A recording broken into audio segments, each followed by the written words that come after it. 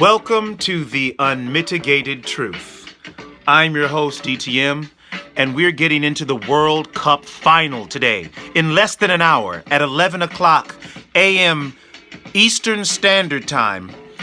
The World Cup is going to be decided between France and Croatia, two powerful teams that have proved their worth in this tournament over the past 3 weeks.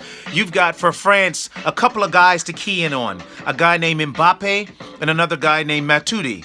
Oh, they're going to be ridiculous, and they're going to be pressing all day and attacking. For Croatia, you're going to have, at least, in my opinion, 3 guys to look out for. One named Modric, another named Mandzukic, and then there's another guy, I'm forgetting his name, but I believe he's a midfielder. But those guys are going to be all day long pressing with that unwavering will that they've displayed this tournament so far. I mean, my goodness, they knocked off Russia, the host team.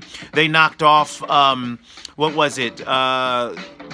persons in the semifinal round. I can't remember exactly who they played, but they knocked those guys off too. That's the thing about people who win in the World Cup. Once you won and move on, you can't quite remember who it is you just beat because they're yesterday's news. I'm sorry, no offense to them personally, but they're yesterday's news.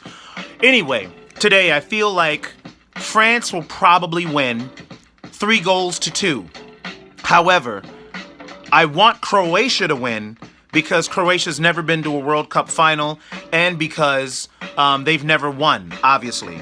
So that will be great to see a brand new team from a brand new country win the World Cup. But, you know, all that remains to be seen.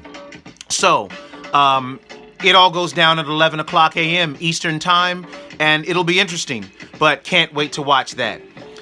Moving on to other topics, I'm still stuck on this border stuff, you know, with the president and the ICE people down in like southern Texas and New Mexico, you know, and whatnot. I mean, I don't know.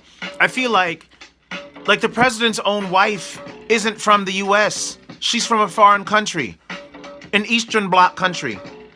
So what would happen, theoretically, if the president and his wife were in a neighboring country and decided, oh, you know, let's go over there to that garden and pick some flowers, and they just crossed the border, and then all of a sudden his wife and their kids get confiscated and then separated from him, whereas his wife and kids get thrown in, you know, a holding cell detention area, and then he gets sent to a different area.